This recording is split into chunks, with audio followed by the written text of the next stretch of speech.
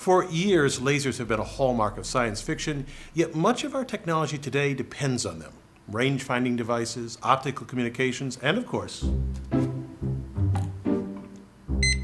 barcode scanners. The unique characteristics of laser light make all these things possible. However, its use by eye surgeons to reattach retinas highlights them all. Injury can cause the eye's retina to peel away from the tissue supporting it. Without rapid treatment, the entire retina can become detached, causing blindness. Surgeons use green laser light of nearly a single wavelength because that color passes through the eye's lens and vitreous humor without being strongly absorbed, and thus without causing damage.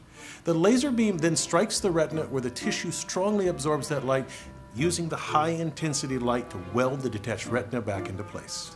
The beam's narrowness allows the surgeon to affect only the area of the retina that needs to be repaired, areas as small as 30 microns. How a laser creates light with these three characteristics is a tour de force of engineering. Let me show you. Any glow-in-the-dark toy can illustrate the basic principles of creating laser light. This glows because the zinc copper-based compound coating the inside can absorb energy from a light source and then later radiate it as light. The light provides energy to electrons in the coating, promoting them to higher energy levels. Once the light is off, these electrons slowly lose their added energy and return to their lower energy ground states. The energy lost is given off as light.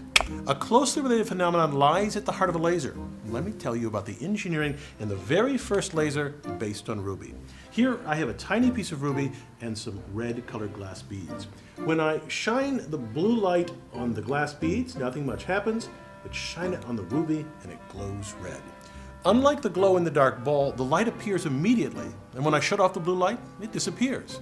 In 1960, Ted Mayman demonstrated the first laser by taking a cylinder of ruby and surrounding it with a xenon arc flash lamp used in aerial photography.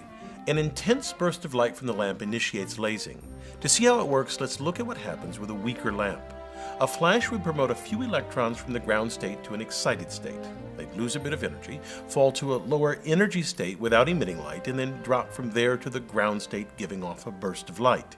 The light produced would be incoherent light, a spectrum of colors and intensities, just as my small laser made the ruby sphere glow. To create a laser takes an extremely powerful lamp. In the ruby laser, repeated flashes, called pumping, make something amazing happen. They supply so much energy that a population inversion occurs. Here, more electrons in the energy level just above the ground state than in the ground state.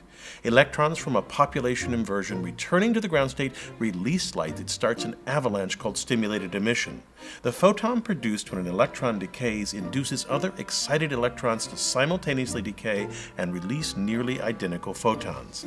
That creates coherent light, meaning that the crests and troughs of every light wave in the beam match up. Now, at this point, we have coherent light, but not yet the other two properties of laser light.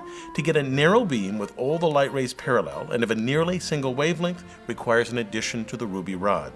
Mayman silvered the ends to reflect the light within the ruby cylinder. He made the two ends of the rod astonishingly parallel to each other. From top to bottom, the distance between these two mirrors differs by no more than 200 nanometers. Inside this resonant cavity, two things happen.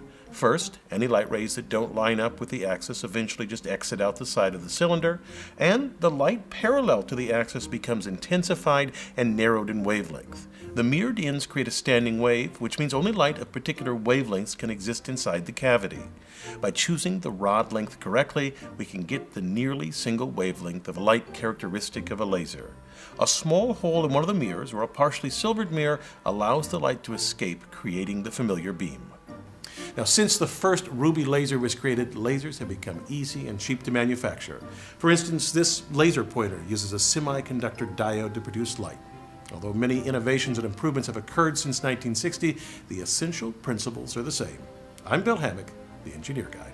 This video is based on a chapter in the book, 8 Amazing Engineering Stories. The chapter features more information about this subject. Learn more about the book at the address below.